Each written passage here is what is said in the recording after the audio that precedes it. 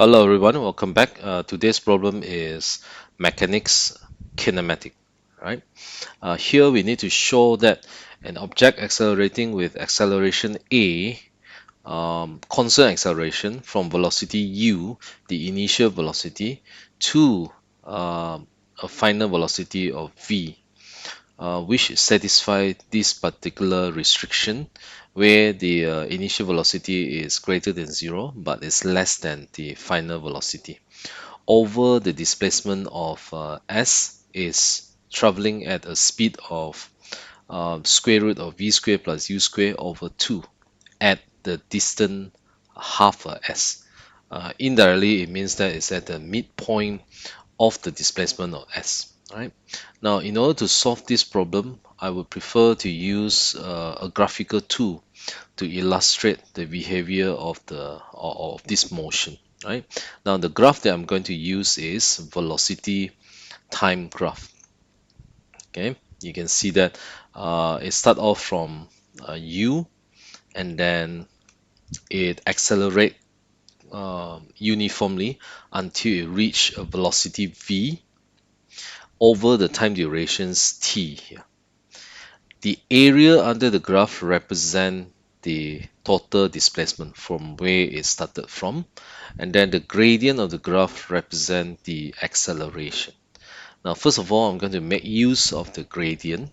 I know that gradient is given by a rate of change in velocity, which is stated as v minus u over the total duration t here. By doing a bit of algebraic manipulation, I can turn the t into my subject, the time. I can express the time as my main subject. So in this case, time can be expressed as v minus u over a here. Right. Now I'm going to label this as my first equation that I'm going to use shortly. Right. For that for that distance or displacement of s over durations of t here, I can make use of the area under the graph. Now the area under the graph represent the displacement of s. Therefore, I can write down the displacement s is given by the area under the graph. Now you notice that this area is a trapezium. Therefore, I can make use of the formula of trapezium, which is u plus v multiplied by the t here. And then I have indirectly expressed the t, total durations of travel, is given as such. So I can substitute equation number 1 into this current equation here, the t. Therefore, I would have half. Here I can actually write down that as v plus u, doesn't matter. The t I can substitute here. All right, and then doing a bit of touch up, I can multiply both sides by 2a in this case. So therefore, I will end up with 2as on the left hand side, and then I will end up as v plus u and v minus u on the right hand side. From here, we will get v squared minus u squared. Now I'm going to label this as my second equation. All right, now I hope that is clear. That is the first conditions that we have, area under the graph, and then making use of the gradient. Now I'm going to repeat the second step using the same strategy, but we are going to look at when the object is at half s displacement from where it started. Let's assume that when the object is at the midpoint, it is located somewhere here at time tm here, for instance, at the midpoint, and then its velocity is given as vm, the velocity at the midpoint or at the distance of half a s here, right? And then making use of the gradient again, because it's a constant gradient, therefore I can rewrite the same formula for acceleration as vm minus u over the time duration m here. And then as usual, I can express the time as this. And then I'm going to label this as my third equation. Right. Now, as usual, for the next step, the area under the graph represent the displacement of half a s. Now, therefore, half a s is the area under these sections of the graph here, which represent half a s of the distance from where it started from. And then this can be obtained using the trapezium rule, half u. Okay, here maybe I change the way I write that. I'll write down Vm plus u multiplied by the time durations Tm here. And then as usual, I'm going to make use of my equation number 3. I'm going to substitute this into this current equation. I will get half Vm plus u, and then the Tm itself is, all right. And then doing a bit of simplification, left hand side and right hand side, I will get As equal to Vm plus u, Vm minus u. And then I can expand that. Eventually I'll reach this conclusion. And then that one, I'm going to label that as, oh, oops, correct, sorry. I'm going to label that as equations number 4. Okay. Now my main focus will be equations number 2 and number 4 here. I can substitute equations number 4 into my equations number 2 here. So I'm going to put this one into here. By doing so, I have 2 Vm square, okay, because this is 2As here, must be the same as V square minus U square. And then from here, we notice that that is square minus 2U square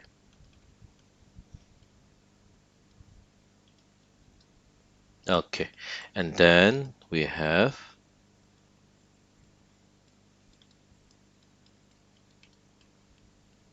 and then as a conclusions, we can write down Vm, the speed of the object at the distance of half a s is given as okay, this V square first. I'm going to write down the V square is V square plus U square divided by 2. Hence, the speed at the midpoint is given as the square root. Of course, if you like, do remind yourself to put in the unit of measurement. Okay, now I hope that you guys are clear with the first part. This is solving using graphical tool and then step-by-step solution as to how we reach that conclusion, right? Now, of course, there is a shorter version on how to solve this same question here, right? Now I'm going to pause for a while. I'm going to show you the second strategy, how we can solve this algebraically without making use of the graph itself, right? Stay tuned. All right, second strategy. How can we prove that the speed at the midpoint or half a s distance from where it started is given as square root of v square plus u square over 2 here algebraically using algebra, right? Now we can make use of the kinematic equation. For instance, in this case, I will be using v square equal to u square plus 2 as. I just want to clarify here, the v is the final velocity, u is the initial, a is the acceleration, the s is the displacement from where it started from. Okay. Now, knowing that the displacement of s from where it started from, it started from the initial velocity u and then reaches the final velocity v here, and then over a constant acceleration. So this is one of the kinematic equations that we're going to make use of. This is our first equation, right? By making use of the same equations, I would say that at the distance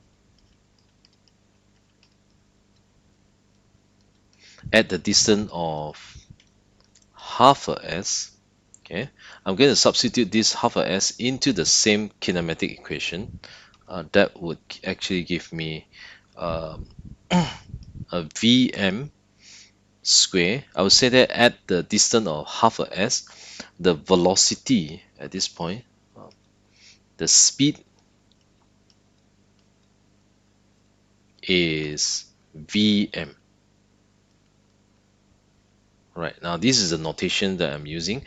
I'm making assumptions that at the distance of half a s, the speed of the object is Vm here. Therefore, by using the same kinematic equations, I will have v square m is equal to the initial velocity, add up with the constant acceleration again, but the displacement achieved is half a s, or is at the midpoint there, right?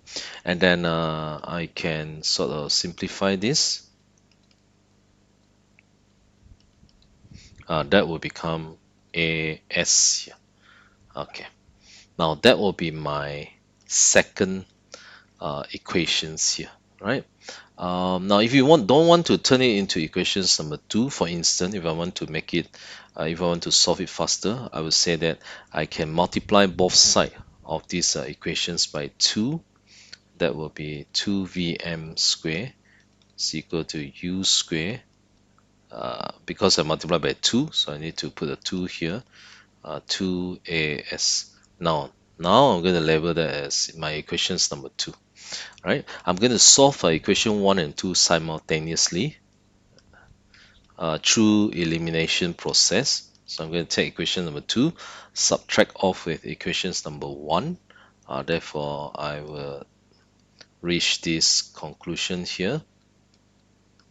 Okay, that will be a u square, and then the 2as can be eliminated in this case.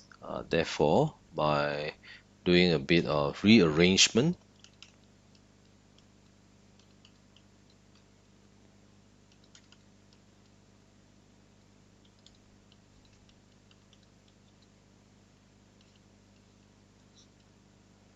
all right, there you have it. We managed to prove that the speed of the object at the distance of half a s is given as the one presented here, right? Okay, through algebraic manipulation without concentrating too much on the graph here, right? So I hope that is clear for the first part. Next, we're going to move on to the second part of these questions for the rest of the proof, right? So stay tuned. Right, let's look at the second part of this question.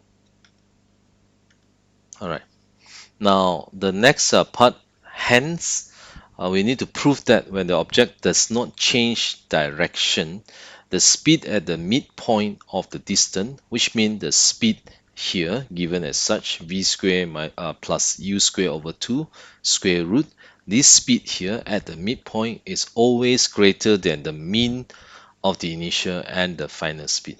What we intend to prove is we are trying to prove that if this speed here, the speed at the midpoint, is always greater than the mean or the average of the initial and final velocity. Is this true or not? That's what we intend to prove here. All right. Okay. Now to do that, I'm going to label. I'm going to label the mean of my initial and final speed as v bar here, just to signify that is the average of the initial and the final velocity. Here, I just want to label that again. U plus v over 2, that's the average. So will the speed at the midpoint always greater than the average of the initial and the final velocity. That's the one that we are trying to prove here, right? Now, to start with this, okay, I think it's easier to square both sides of this equation so that we can get the speed at the midpoint square is given as v square plus u square over 2 here. And then that goes the same for this. Okay, I'm going to rewrite this one more time. Hold on, let me check this out. Okay, I can actually label this as my equations number 1 here. It's easier. And then this part here, I can label it as my equations number 2 in a while. Okay, I can rewrite this as, let me rewrite that one more time. Um, I can take the square here since I'm using a square for my first speed at the midpoint. So I'm going to take the square of my average speed of the initial and the final speed, square it. Therefore, I will get u square. So if I expand that, it's basically equal to this. I try to write down in its original form first. This is how it look like, and then I can further expand this. So if I expand that, I will have quarter quarter of u square plus v square plus 2uv.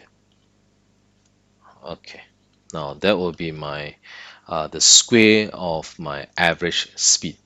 This is what I have.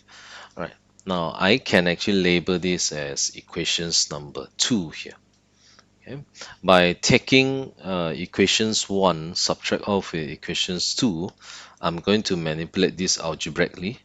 Therefore, I have Vm square minus the average speed square.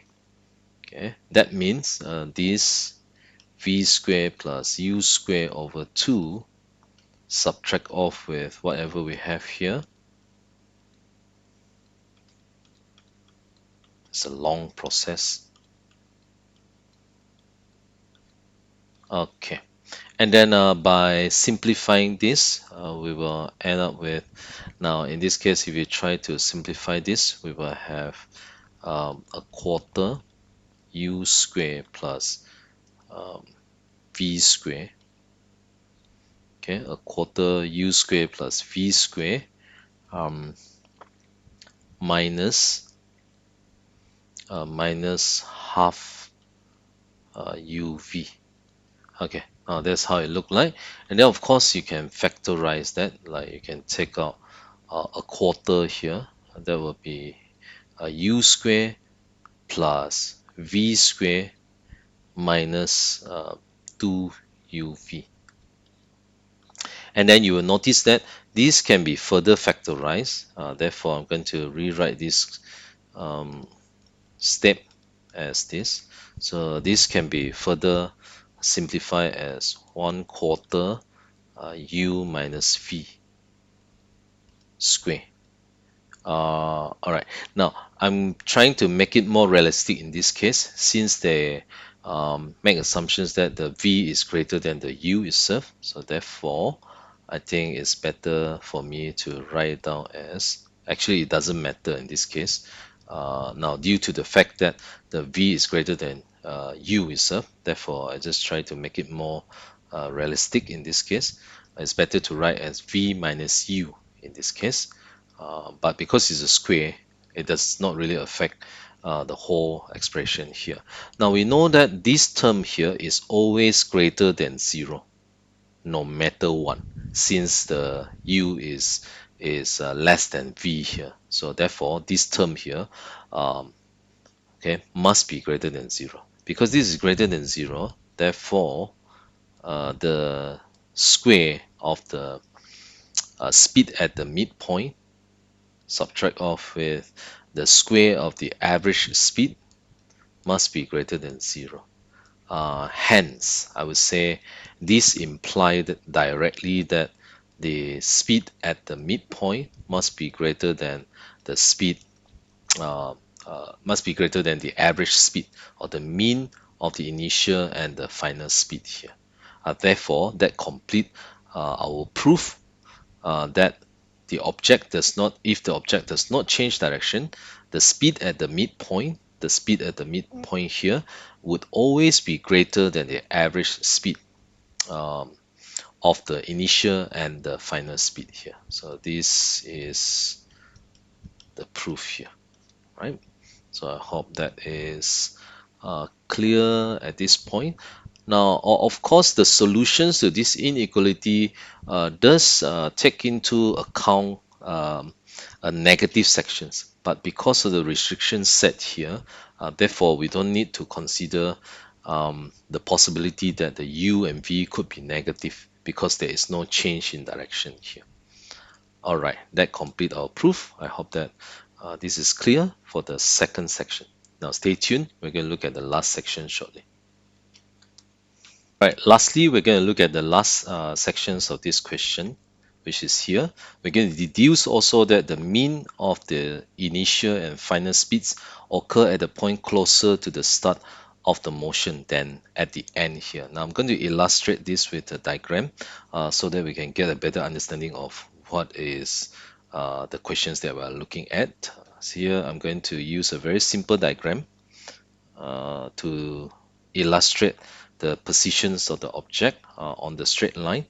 Here I'm going to label this is where it started from as A. This is where it reaches the speed V.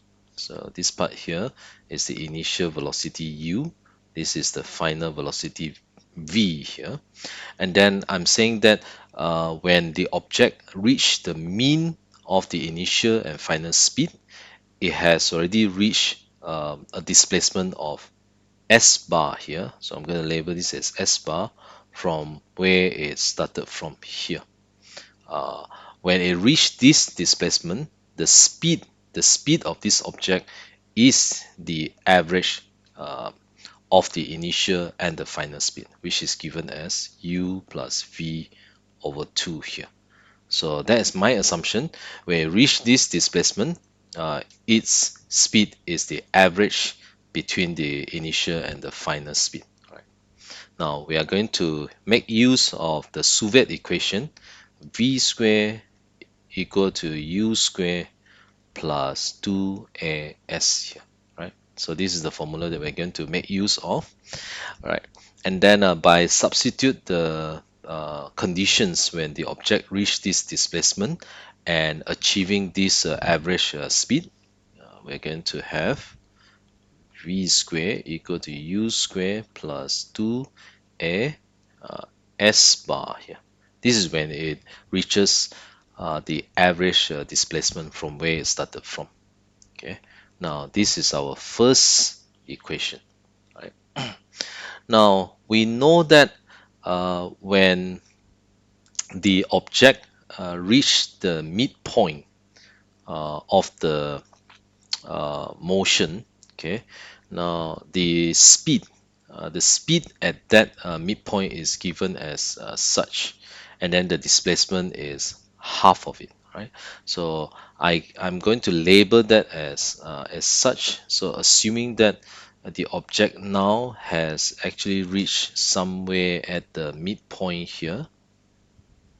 Okay, at the midpoint, I'm going to use a different label so that we can compare in a while. I'm saying that when we reach the midpoint, the object is located at the displacement of SM here, which is at the midpoint from where it started from. And then at this point, it has achieved the speed which we have proven in the first part. But here I'll make it short. I'm going to say that it has achieved the speed Vm here for ease of analysis.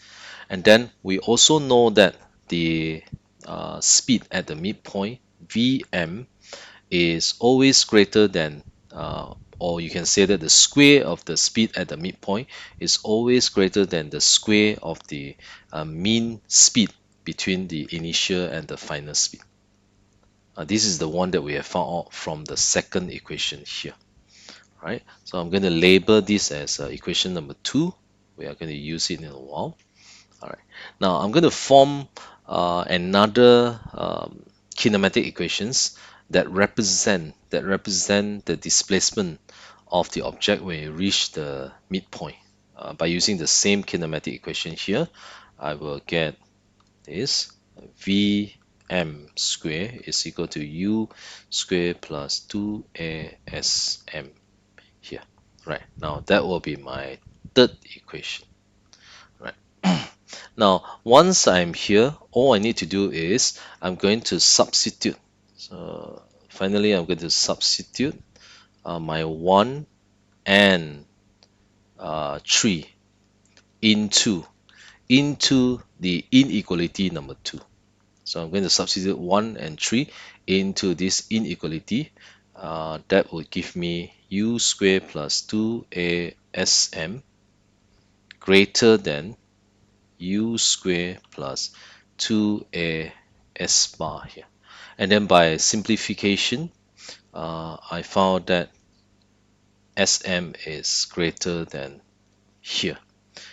Indirectly, we are looking at the displacement when the object reach the average speed of the initial and final is actually less than the midpoint from where it started from, which means it's actually less than half a s.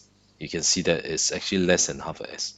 Therefore, the object would have reached the mean speed of the initial and final before it reaches the midpoint. That is what this equation is trying to tell us, right? So the displacement s bar actually represent the displacement when the object reach the mean of the initial and final speed here. So when the object reach this average speed, it is located at s bar displacement. And then we notice that the displacement of s bar from where it started from is less than the half of the displacement. So which means the this statement is correct then. We can conclude that therefore the mean of the initial and the final speed occur at the point closer to the start of the motion than compared to the end, because it's much more less than half of the displacement. So therefore we assume that it should be closer to the starting point than the ending point, right? So I hope that is clear. That would complete this would basically complete our proof, right? So do drop a comment if you still have other doubt or any argument you want to make regarding this question here, right? Thank you very much for watching here. All right, until I see you again, happy learning.